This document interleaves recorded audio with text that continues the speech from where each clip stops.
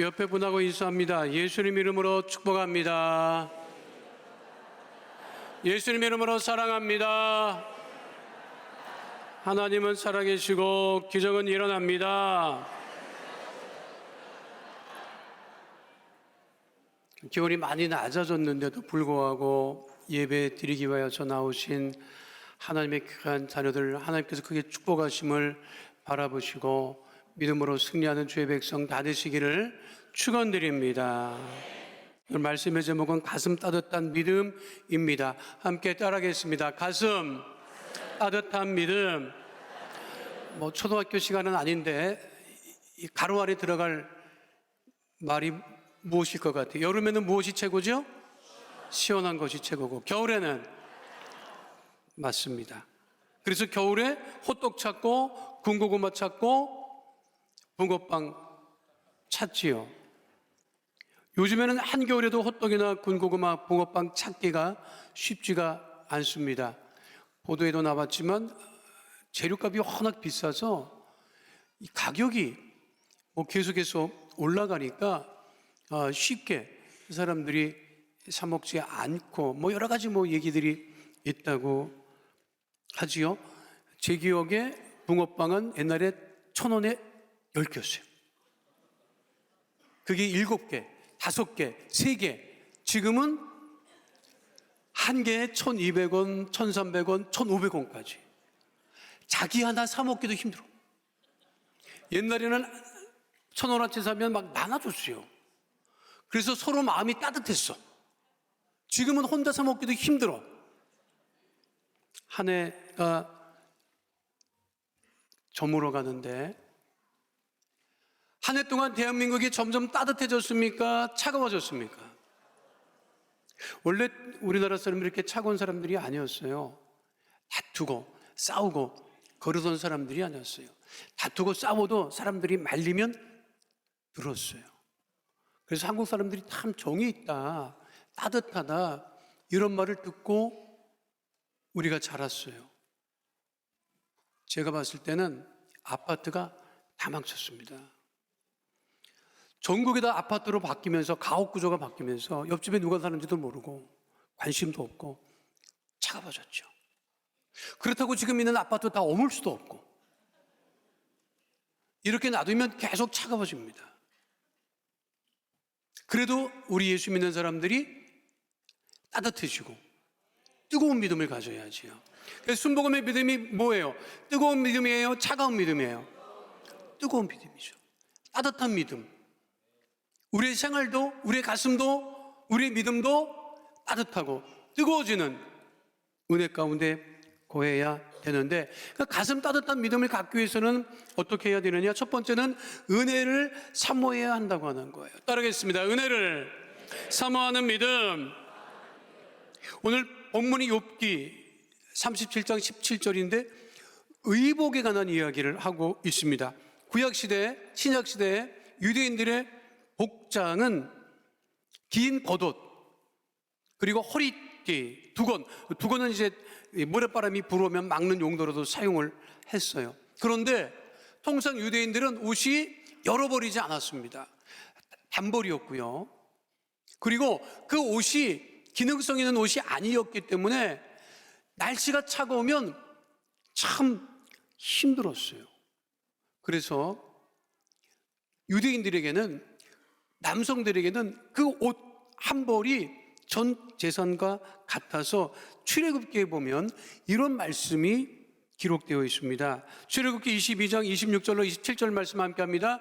내가 만일 이웃의 옷을 전당 잡거든 해가 지기 전에 그에게 돌려보내라. 그것이 유일한 옷이라.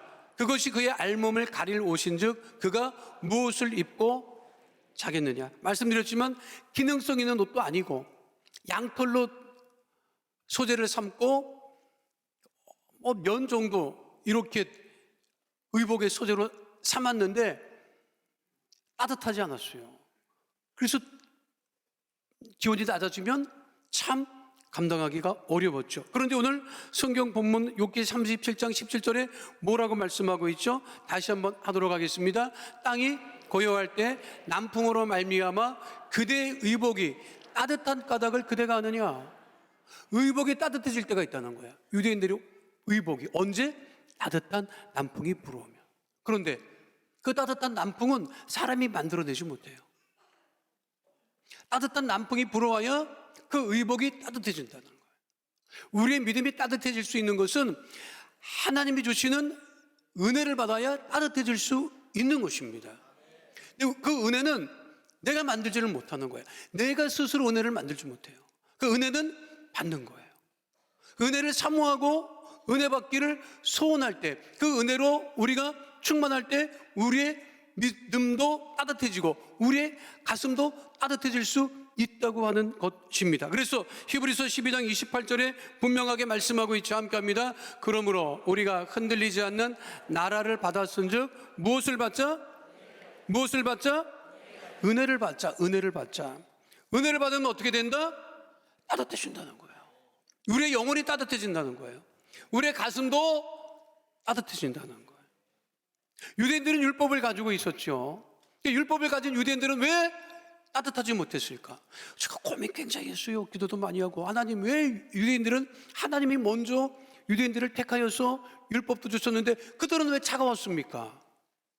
도대체 이유를 알 수 없는데 한 가지 찾은 단서가 뭐냐면 율법을, 십계명을 어디다 받았어? 처음에 어디다 받았어요? 돌판에 받았어. 돌이 가만 두면 따뜻해져요? 차가워져요? 차가워지지. 그래서 율법은 돌에 받았다고. 근데 성령은 우리가 돌로 받아요? 여러분, 우리 영으로 받고 우리 심령으로 받고, 그리고 우리가 뜨거워질 수 있는 것이니까 하나님의 은혜를 받아야 우리가 뜨거운 따뜻한 믿음 가운데 거할 수 있다라고 하는 것입니다. 오신 분들 중에 중식이 밴드의 나는 반딧불이라고 하는 노래 아는 사람 한번 손 들어봐. 거의 없다고. 안다고 해도 누가 뭐라고 안 할 텐데 모르는 척하지 말고.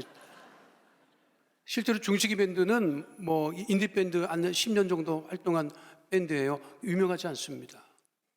근데 저 밴드가 나는 반딧불이라고 하는 노래를 불렀는데 저 노래를 무명 가수가, 노숙자 생활을 하던 무명 가수가 리메이크해서 노래를 불렀어요.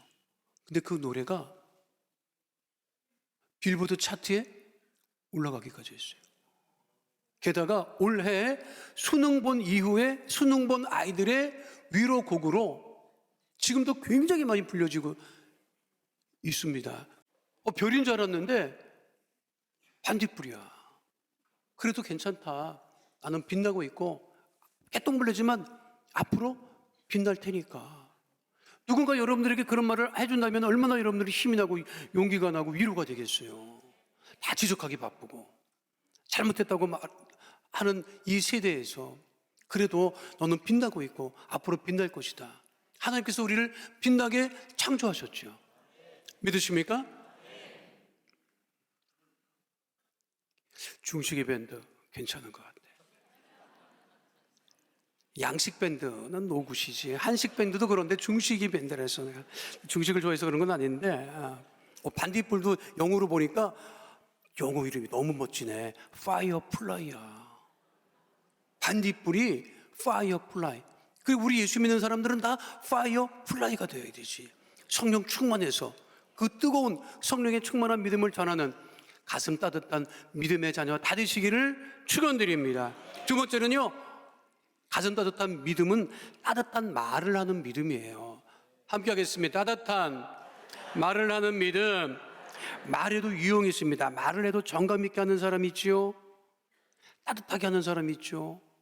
위로가 되게 하는 사람이 있죠. 반대로 얄밉게 하는 사람이 있지. 정 떨어지게 말하는 사람이 있지. 예수 믿는 사람들이 우리가 말을 하는데 아주 얄미워. 정 떨어져. 네 가지가 없어. 누가 좋아하겠습니까, 여러분? 예수 믿는다는 것은 말이 달라졌다는 거예요. 예수 믿는 사람은 말이 달라져야 돼. 부정적인 말 하지 않고 긍정적인 말, 감사의 말, 위로의 말, 축복의 말을 하는 사람. 예수님 말씀하셨을 때 많은 사람들이 예수님에게 왔어요. 왜 왔는지 알아요? 왜 왔어요? 예수님 말씀이 달랐기 때문에. 그 말씀이 따뜻했고 위로가 됐고 영혼을 울렸고 지적하는 말씀이 아니고 책망하는 말씀이 아니고 그 예수님 말씀을 들으면 그 마음에 큰 은혜가 있었기 때문에 많은 유대인들이 예수님에게 찾아갔던 거예요. 말씀 들으려고 찾아갔던 거예요. 말씀이 유대인들하고 달랐기 때문에 그런 것이죠. 예수님 말씀, 이웃을 사랑해라. 근데 이웃을 사랑하라고 하는 말씀은 율법에도 있었어요. 그런데 율법은 원수는 미워하라고 했어요. 예수님은 원수도 사랑하라고 했어요. 박해하는 사람들이 많는데 그 박해하는 사람을 미워하기보다는 그 박해하는 사람을 위해서 기도하라고 하셨어요. 마태복음 5장 43절로 44절 말씀 함께 하도록 하겠습니다. 또 내 이웃을 사랑하고 내 원수를 미워하라 하였다는 것을 너희가 들었으나 나는 너희에게 이르노니 너희 원수를 사랑하며 너희를 박해하는 자를 위하여 기도하라. 마태복음 8장에 보면 한 나병 환자가 예수님께 나와 절하며 이렇게 이야기합니다. 주여 원하시면 저를 깨끗하게 하실 수 있습니다. 예수님 제병 못 고칩니다. 이 나병은 누구도 못 고칩니다. 그렇게 얘기하지 않고 주님이 원하시면 저를 깨끗하게 하실 수 있습니다 라고 고백했기 때문에 그 입술의 고백이 참 긍정적이었기 때문에 우리 주님을 높이는 말이었기 때문에 그가 나병으로부터 치료함을 받았던 것이요. 우리 입술의 고백이 늘 긍정적인 입술의 고백이 되어야 되고 감사의 입술의 고백이 되어야 되고 가슴 따뜻한 고백이 되어야 됨을 잊지 마시기를 축원드립니다. 그래서 우리가 사용하는 언어는 축복의 언어가 되어야 돼요. 옆에 분하고 인사하도록 하겠습니다. 예수님 이름으로 축복합니다. 여러분 함께 우리가 축복하는 역사가 있어야지요.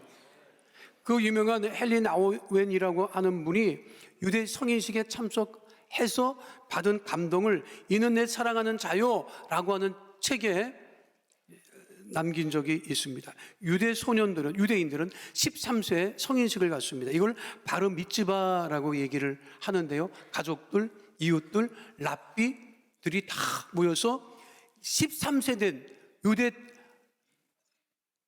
아이가 성인식을 치를 때 참 놀라운 것은 13세가 돼서 정식으로 성인이 됐다 인정을 받으면 제일 먼저 하는 게 뭔지 아십니까? 예배를 인도합니다. 예배를 인도해. 13세 된 아이가 가족들의 예배를 인도하는 그 자격이 되는 거예요. 창세기를 읽고 그 다음에 환경에 대한 설교를 한 다음에 부모님의 축복의 이야기를 듣습니다. 그런데 헨리 나우웬이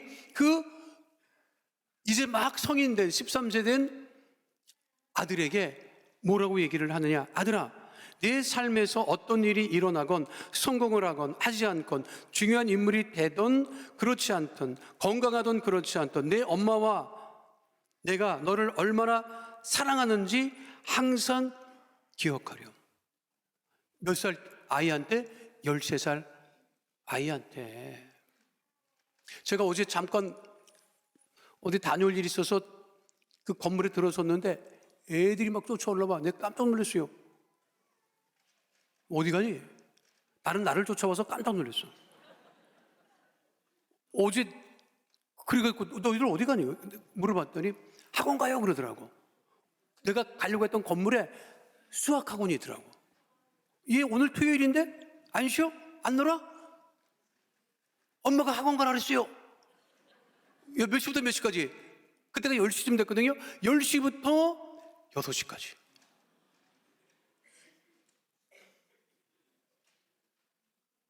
여러분 집에서 아이들한테 뭐라고 얘기를 해요? 13세 정도 된 아이들한테. 이 왼수야. 지긋지긋하다. 말 좀 들어라. 방에 들어가. 나오지 마. 공부해. 게임하지 마. 이렇게 얘기하고 있지 않습니까? 오늘 토요일이야. 너 월요일부터 금요일까지 학교 다니고 학원 다니라고 너무 수고 많았지. 오늘은 그냥 가만히 있어. 엄마가 마치는 거 해주고 하루 종일 게임에 이렇게 말하는 집만 한 집도 없습니다, 여러분. 그러니까 예수 믿어도 자꾸만 공부해라 뭐해라 지적하고 막 이러면 아이들이 어떤 생각을 하느냐면 엄마 아빠 따라서 교회 갈 생각을 안 합니다. 안 하죠. 아이들한테 할 수 있는 축복의 말을 해줘야 되는 거예요. 아멘을 안 하시네. 속으로 그러면 그러지, 속으로 목사님 우리 애랑 한번 살아봐요.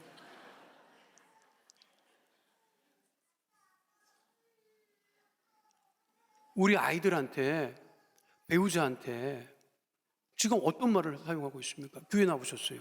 교회 만나는 우리 성도들끼리 뭐라고 지금 이야기를 나누고 있습니까? 할 수 있거든. 우리는 서로 축복의 말을 하는 가슴 따뜻한 주의 자녀 되시기를 축원드립니다.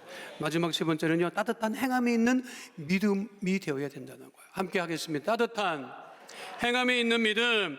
주님은 우리의 행실에 관심이 많아요. 예수님이 원하시는 행실이 무엇이냐? 마태복음 5장 16절에 분명하게 말씀하고 있죠. 함께 합니다. 이같이 너희 빛이 사람 앞에 비치게 하여 그들로 너희 착한 행실을 보고 하늘에 계신 너희 아버지께 영광을 돌리게 하라. 무슨 행실? 착한 행실. 착한 행실로 하나님께 영광을 돌려라. 이 설교 마쳐야 돼요. 진짜 마칠 거예요. 착한 행실을 할 수 있는 것만 말씀드리고 설교 마칠게요. 어렵지 않아요. 착한 행실이라는 게 무엇이겠습니까? 가족들 함께 생활할 때. 여러분 오늘 그 수영차 타고 오신 분들이 있잖아요. 수영차 타고 오신 분들은 운전하시는 분이 가족들이 차를 타려고 할 때 잠깐만 타지 마. 내가 문 열어줄게. 한번 해봐요, 여러분. 부인이 차 탈 때 문 열어주는 남편 있으면 손 들어봐봐. 거의 없어요. 할렐루야, 복 받으신 분이네. 내가 보니까 미국 와이프는 남편이 차를 타려고 하는데 문을 안 열어주면 거기 눕더라.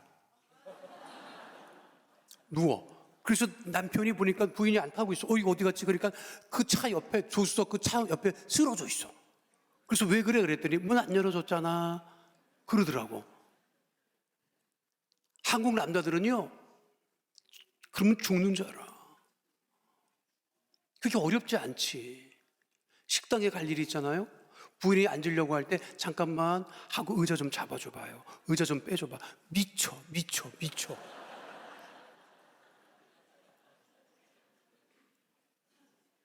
그게 뭐가 어려워? 그게 뭐가 어려워요? 분리수거, 추울 때 부인들이 분리수거 하러 나가잖아. 내가 할게. 말이라도 하고. 저는 정말 감사한 것은 저희 집 사람은 절대 분리수거를 안 시켜요. 왜 안 시키느냐? 한 번 시켜봤거든. 엉망진창이야. 그러니까 우리 아들이 그래. 나보고 머리 좋아.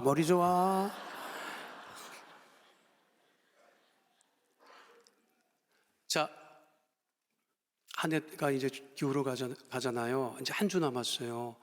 한번 속으로 생각해봐요. 한 해 동안 내가 기억하는 착한 행실이 있는가?